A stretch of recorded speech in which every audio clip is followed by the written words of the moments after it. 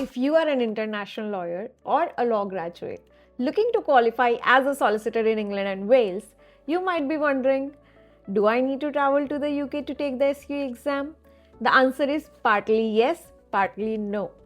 In this video, I am going to explain the full SQE process step by step and explain what needs to be done to travel to the UK and what it requires to qualify. In the end, you will have a realistic view whether it is feasible for you to qualify even if you are in India or anywhere else in the world. Now, what is SQE? SQE is Solicitor's Qualifying Examination. It is a new route to qualify as a solicitor in England and Wales. So, it has replaced the old traditional GDL and LPC route. So, SQE has made it very feasible and accessible for international students to qualify as a solicitor. Why? Because it is now a unified process for both UK and international students. SQE is comprised of two parts, SQE 1 and SQE 2. Now, SQE 1, it tests multiple choice questions, whereas SQE 2, it tests your practical legal skills. Now we know what is SQE. What about eligibility? Who can take the SQE?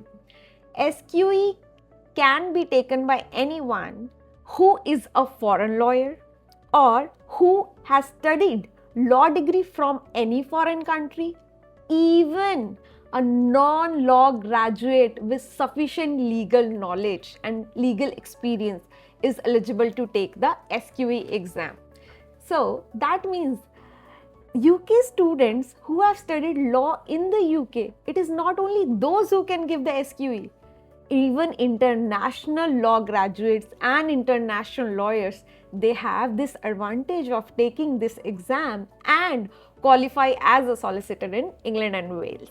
Which means you need not to study law in the UK. This is interesting. It is going to be more interesting. Just wait and watch. Now, as I said earlier that SQE 1 can be taken abroad. What does that mean? It means that Pearson has its global centers like in India, UAE, US or many other countries where you can register yourself to take the SQE 1 exam. Now, SQE 1 exam in itself has two parts, FLK 1, FLK 2. Now, what is FLK? FLK means functioning legal knowledge.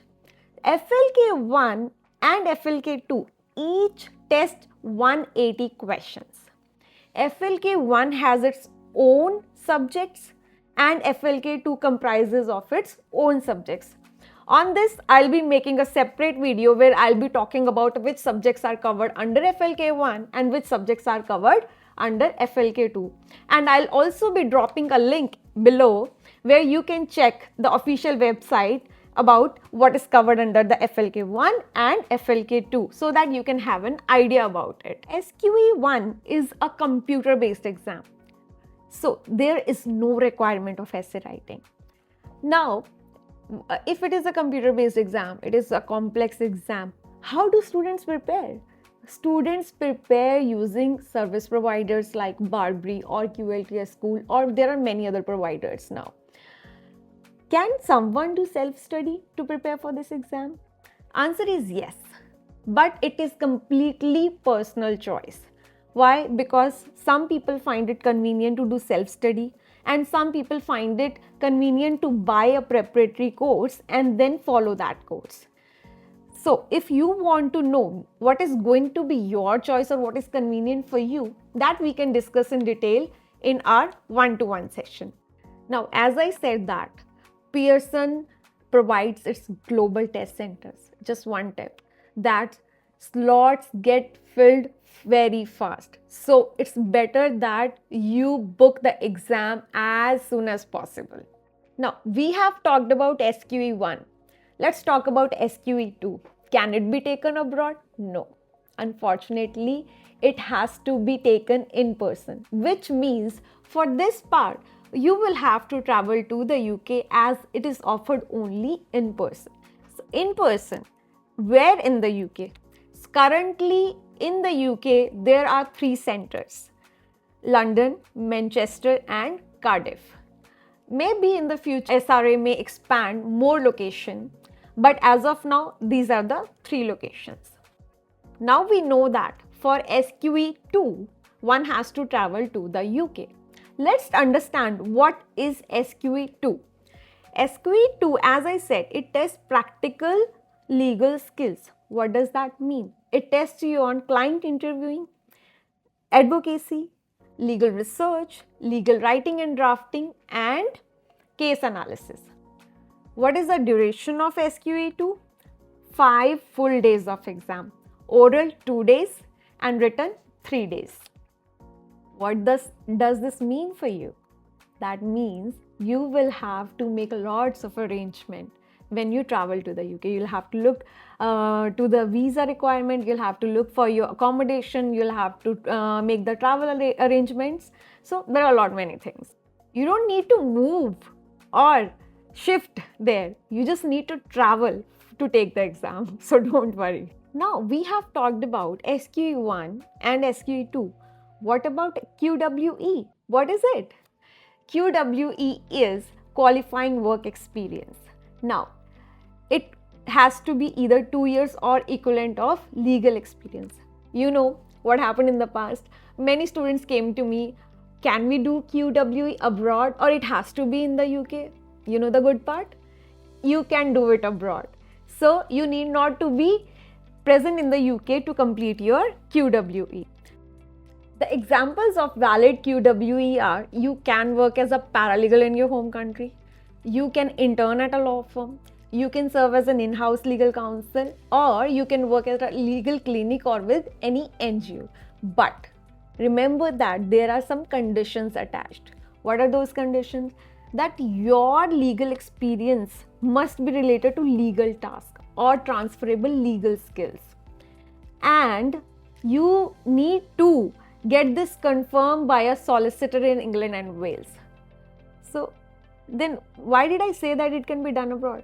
See, I said it can be done abroad, but that solicitor does not need to be your employer, right? They just need to see it and sign it off. So you have done SQE1, you have done SQE2, and you have QWE. Let's talk about the admission process. So admission process. Once you have done these things, you are going to submit your SQE1 and SQE2 results to SRA, QWE confirmation form, then your passport or your ID, and criminal record certificate. Which if you will request, then I'll make a separate video on all these topics, right? If you are not aware of it, just let me know in the comments below. So if approved, ta-da-da, you will be a solicitor in England and Wales. So now you know what is involved to qualify as a solicitor in England and Wales. But you need to understand and take into consideration what is going to be the cost involved. Because there is a fee involved in SQE1, SQE2, then you'll have to look at your travel arrangements, accommodation, visa, and the flight tickets. So it is going to be somewhere between 7,000 to 12,000 pounds. It is better that you see how you're going to manage this much cost. I think some course providers, they offer payment plans and scholarship. Just, whatever provider you choose, just have a look at it, or maybe have a conversation with them whether there is any payment plan or scholarship provider by that provider. So now you know about the whole process of SQE. Do I have any tips and advice for you? Yes. See, SQE is tough. So my advice is start early, because it is tough even for lawyers. It is tough even for those students who have studied in the UK. Imagine, they have seen these subjects, they have studied, they have taken law school exams on these subjects. Still it is tough, right? Then you need to start your QWE early. If you do not have 2 years of relevant legal experience, start it early. log everything. Make a chart, like, make a chart that where you can log your QWE receipts, confirmations, everything.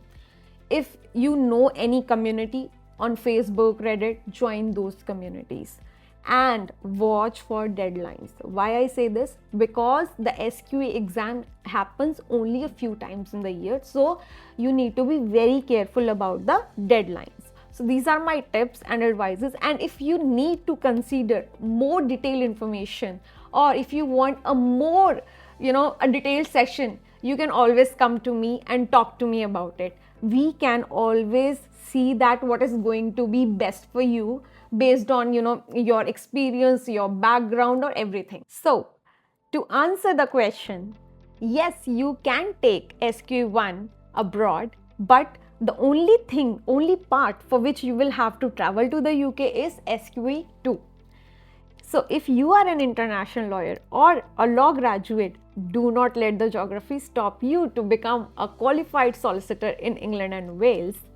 And if you really liked the video and found it useful, please like, subscribe and comment.